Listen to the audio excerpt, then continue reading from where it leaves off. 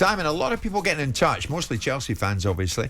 What do you know, guys? Who's going to get our club? When is there going to be an announcement? Now, we shouldn't ignore these messages, Simon. We're going to try and bring you right up to date at this moment. We expect the Rain Group, Simon, right? RAINE are the ones who make the decision. It's in their hands, right? Well, they're negotiating the terms, but the ones that will make the decision will probably be the government alongside them. The government alongside them will make the decision, but the Rain Group are negotiating the terms. Yeah. We understand that the bidders, of whom there could be as many as about 10 or a dozen, are going to get pruned right down to about 3, maybe 4. Yeah. Who's got the real money? Who's got the real money? And we expect that imminently. Now, imminently could be in 10 minutes, could be this afternoon, could be tomorrow morning, but we expect it certainly by the end of this week. By tomorrow, we're going to find out the identity of who's in the shortlist, if you like. And Nick Candy, a very wealthy property developer right here in London, his group, we understand, being heavily financed by Catalina Kim and her South Korean partners. Football agent. Right. And Kim took to Twitter yesterday to answer some of the questions of fans, Chelsea fans, assuring them that she is a fan herself and is a fan of head coach Thomas Tuchel, and was suggesting that she could work with director Marina Granatskaya. That's not exactly keeping things quiet, is it? I mean, this has become something of a beauty pageant, hasn't it? Well, given the size and scale of the football club, and given the reasons why it's changing ownership, it is natural to assume that there's going to be some degree of posturing, positioning and answering of questions, because this is not a normal transaction. This is a government-sanctioned ownership over a British cultural asset for very, very strong and, you know, damaging reasons. Yeah. And there's going to be a whole raft of people looking at this. So then they can't afford to put themselves back into the frying pan or into the fire as a result of an ownership that isn't properly scrutinised. So we are in the business now of this being something that people are going to look at and want to see. But Catalina Kim shouldn't be at the stage of answering questions from fans. She can if she wants Remember to. Remember that happened with Chris Kirchner at Derby and then he disappeared? Yeah, I mean, she can be if she wants to be. I mean, people can't help themselves. People that don't understand the business of sport and they look at it from the outside. She does. She's a football agent. So question the motivations. One of the questions that needs to be asked and answered of all these people purchasing Chelsea Football Club is why? Why are you buying it? What is your motivations for it? Not give us all that claptrap about what it is to be involved in football and how wonderful it is to be here, there and everywhere. Why are you buying it? What are your plans for it? Because if you'd have asked Roman Abramovich 19 years ago, you might have got a different answer to the one that we've understood to be the case today.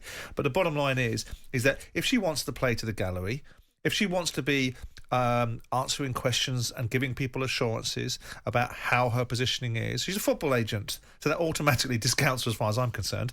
But Nick Candy will be positioning as many other people to come to the table with money as they possibly can, because he doesn't have the resources, incredibly successful man, but doesn't have the resources to buy Chelsea Football Club if they are going for the quantums of money that we're talking about. Are we still talking 3 billion?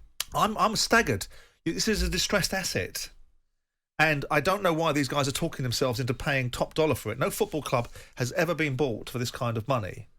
And that's a start of a 10, because you're going to have to put money into the football club to fund it, because it's the football club that will continue to need to be propelled forward. Right. Now, of course, we're looking at financial governance, so we're already knowing that there's going to be some controls put in place that might help people from hurting the ecosystem and also stretching their pockets to ridiculous levels to keep things moving forward.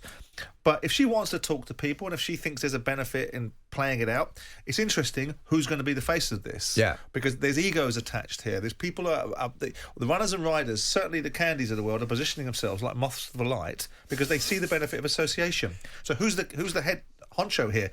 Is it Catalina? Is it Nick Candy? Who is it? Who do you think it is?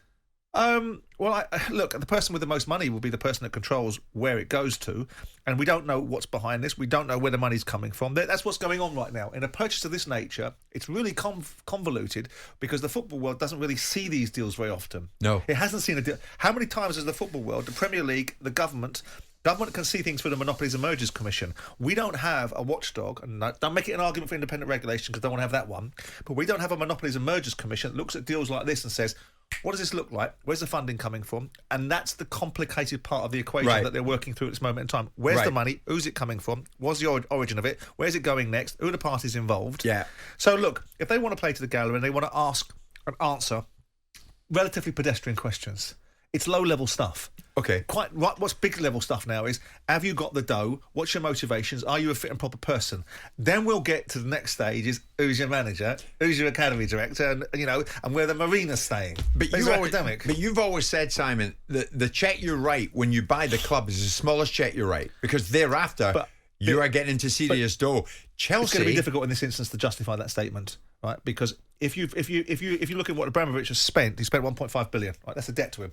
So if you're buying a club for 3 billion, it's going to be difficult to spend more than you bought it in the first place. So in this instance, one of the biggest, if not the biggest check, is going to be the acquisition The of it, purchase. which is why I can't understand it's at this level, because they're all cutting one another's throats, metaphorically, to pay a price for a club that's a distressed asset. Yeah.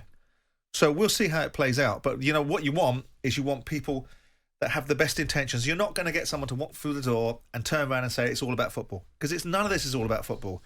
Don't believe it's about football. It's about what these people want this asset for, and it's going to be the lesser of all the evils that owns it in the end. It's hardly timely that we get into another Saudi territory, is it? Well, the challenge is, Jim, is if you live in a globalised world, what do you do? Discount? We know we're selling arms and fighter jets to this country, so we're in a very difficult position to argue about what football clubs should and shouldn't be sold. Yeah. Look, there's people involved that are the organisation that are potentially involved are headed by a guy that heads up Saudi Telecom. Now, he himself it's not a state-owned business, but the people that the media group that wants to buy potentially Chelsea, the components of it. One of the guys in there does head up Saudi Telecom, which is a state-owned business. So you're going to move people in. So in a roundabout way. So the same way as PIF have bought Newcastle, it's going to be owned by the state in some shape or form. Yeah. If that's what we want for Chelsea. One or two people are asking me to ask you, Simon, just to be clear, the government's role in this tomorrow, when the decision is hold made... people's feet to the fire. Hold people's feet to the fire. Now, what do you mean by that? Hold people's feet... regarding the Rain Group... who are taking in the bids. Well, the Rain Group's motivation is how much can we sell this football club for, and how much is our commission? That's their blueprint. They're an investment bank, or they're a bank brokering a deal to be able to try and make sure a deal happens, that they establish the line of funding. They might even be involved in developing funding for the football club and bringing in funding partners alongside those that want to buy it. Yeah. But the bottom line is their job is to deliver a sell. The government, because of their sanctioning scenario, job is to make sure that the proceeds go where those proceeds have been detailed they're going, which is nowhere near Abramovich, nowhere near the Russian state. And let's be honest, the issue that Abramovich has is far bigger than selling Chelsea. Yeah. So I don't think those things are big deals. You see, that's one of many questions. Can Simon definitively tell us who pockets the cash from this sale? Well, no, the government can tell you that, can't they? But I can tell you one person that won't pocket it, if we're led to believe that the controls are in place, is Roman Abramovich, and that's all that was ever there for. Does he see any of it? Well, it's unfathomable that they're allowing him to put another 30 million quid in, because on one hand they're sanctioning the fella. I suppose they're saying, well, we're sanctioning you from taking anything out, but we're not going to sanction you from putting anything in. But that doesn't make a lot of sense, but I guess they think it does. But no, I don't think Abramovich sees it. Now, they're going to turn around and they're going to... The Rain Group are going to be given a brief alongside the government to say, right, here is a selection of worthy causes in this crisis, and these people and these circumstances and these charities are going to receive this money. Sure. And that's how they're going to divvy it up. Okay. So we understand it gets pruned down to about 3 or 4. And that is going to happen imminently. And again, imminently could mean by lunchtime today, could mean this afternoon, could mean tomorrow morning. Whenever it happens, the man beside me will put it into perspective. Stay with it. Jim White and Simon Jordan. Monday to Friday mornings from 10 on AM, on DAB, via the talkSPORT app and on your smart speaker. talkSPORT.